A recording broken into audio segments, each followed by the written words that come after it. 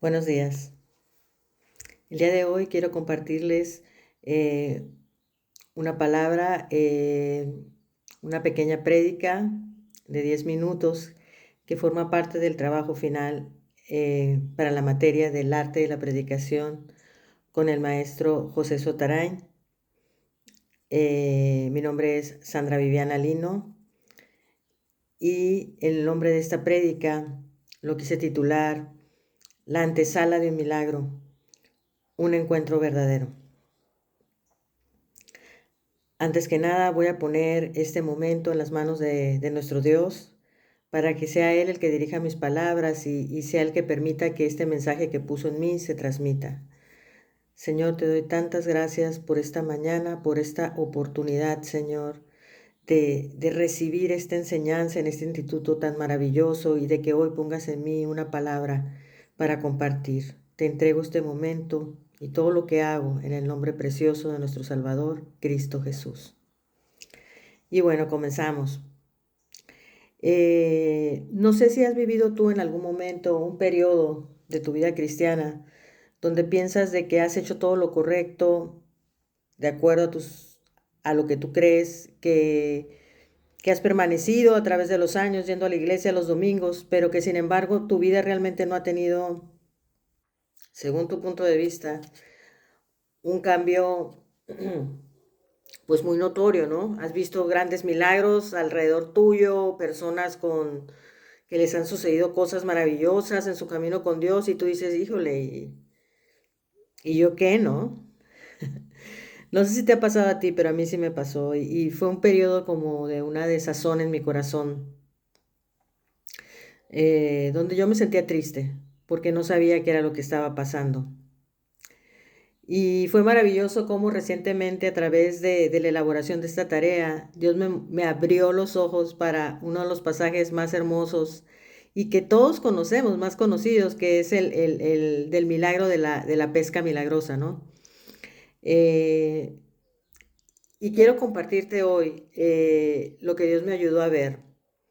Primero que nada, por primera vez pensé qué fue lo que había hecho que esos pescadores, que eran hombres sencillos, hombres de trabajo, sin ninguna educación especial, dejaran todo en sus vidas para seguir a Jesús con todo su corazón, con todo su ser. Dejaron familias, dejaron comodidad, dejaron todo por seguir una vida que estaba muy lejos de ser una vida cómoda o fácil. Fueron capaces de morir a la vida que habían tenido antes por abrazar la vida que Jesús les estaba mostrando.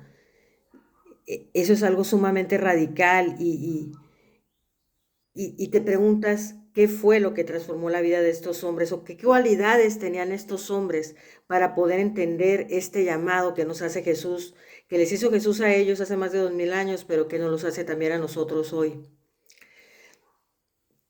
Quiero leerte Filipenses, versículo 3 del 8 al 9, donde Pablo nos dice, así es, todo lo anterior no vale nada cuando se le compara con el infinito valor de conocer a Cristo Jesús, mi Señor. Por amor a Él, he desechado todo lo demás y todo lo considero basura a fin de ganar a Cristo y llegar a ser uno con Él.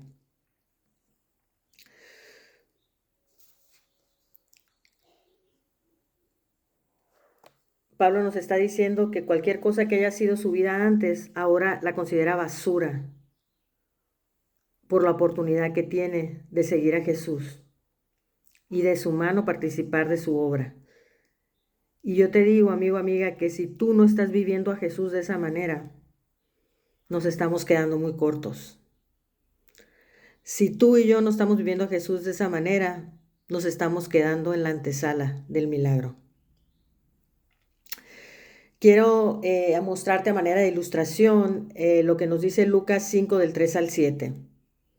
Al subir a una de las barcas, Jesús le pidió a Simón, el dueño de la barca, que le empujara al agua. Luego se sentó en la barca y desde allí enseñaba a las multitudes. Cuando terminó de hablar, le dijo a Simón, ahora ve a las aguas profundas y echa tus redes para pescar. Maestro, respondió Simón, Hemos trabajado mucho durante toda la noche y no hemos pescado nada. Pero si tú lo dices, y ahí quisiera que repitieras esta palabra conmigo, pero si tú lo dices, echaré las redes nuevamente. Y esta vez, dice la palabra, las redes se llenaron de tantos peces que comenzaron a romperse. Yo quiero mostrarte aquí rápidamente cuáles fueron los factores que Dios me mostró que hubo en esta antesala antes de que ocurriera este precioso milagro.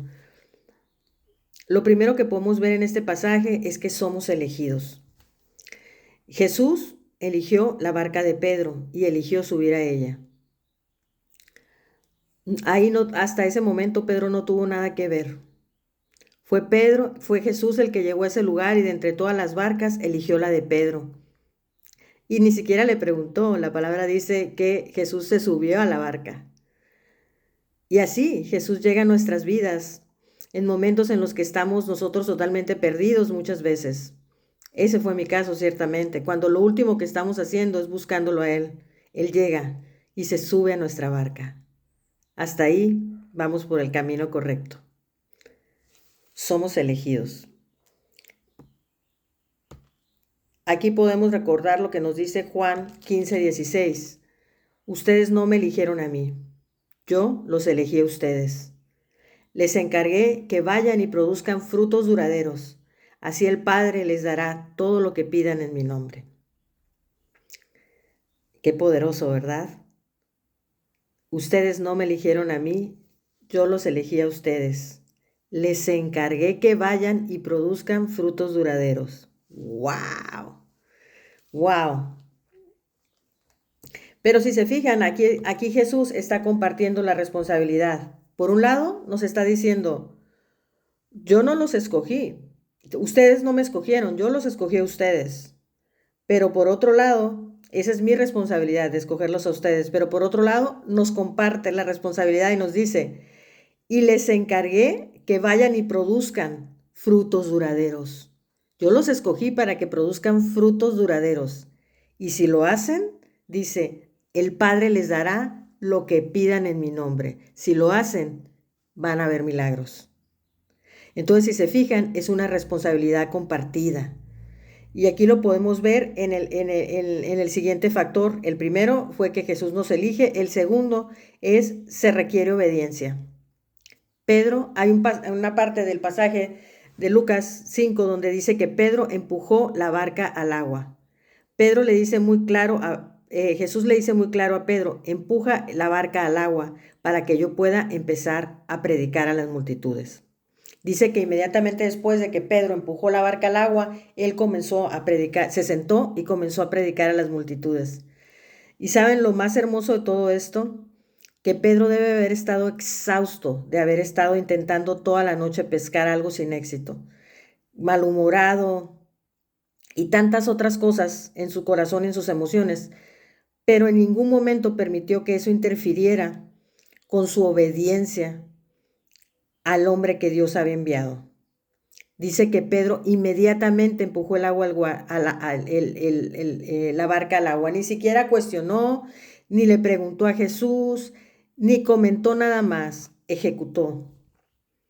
Y eso me muestra que Pedro era un hombre de honra, un hombre que temía a Dios, un hombre que obedecía porque tenía un temor a Dios. A pesar de ser un hombre sencillo, sin tantos conocimientos, había en su corazón temor de Dios. Siguiente factor. Confianza más allá de la lógica. Una vez que Jesús predicó a las multitudes y los despidió, llegó el momento para Pedro. Pedro en ese momento probablemente estaba pensando, bueno, ya acabamos, fue una buena palabra, ahora a descansar y ya veremos qué pasa más tarde. Pero no, Jesús jamás nos deja ir así. A Jesús le importa nuestro corazón, a Jesús le importa nuestra situación. Aunque en ocasiones nos desesperemos porque pensamos que no está pasando nada o que Dios no se ha dado cuenta, créeme, Jesús sabe. Pero a Jesús le interesa que aprendamos, al igual que Él lo hace, porque Jesús nunca nos va a pedir nada que Él no haga primero. Jesús necesita que aprendamos que primero Dios, repite conmigo, primero Dios. Y una vez que nosotros nos damos cuenta que lo más importante es Dios y relegamos cualquier preocupación, cualquier situación a un segundo o tercer plano, porque primero Dios, así como lo hizo Él al predicar a las multitudes, entonces lo demás va a llegar por añadidura. Jesús le dice, Pedro, Pedro, ve al fondo del mar, ve a las aguas profundas y echa tus redes nuevamente. Y aquí Pedro sí replicó, pero Señor, ya pasé toda la noche intentándolo y no pasó nada. Pero aquí viene lo más hermoso. Le dice, pero si tú lo dices, iré nuevamente. Qué tierna la obediencia de Pedro. Qué tierna, porque con esa frase, pero si tú lo dices, iré nuevamente, a pesar de que él era un pescador experimentado y demás, que su lógica no cuadraba, él prefirió, era tan grande su honra hacia Jesús, a pesar de que aún no veía ningún milagro, era tan grande su honra hacia él, porque era grande su honra a todo lo que Dios había enviado, y sabía que Jesús era un enviado de Dios. Era tan grande su honra que dijo, si tú lo dices, iré nuevamente. Y así lo hizo, y las redes desbordaron de peces.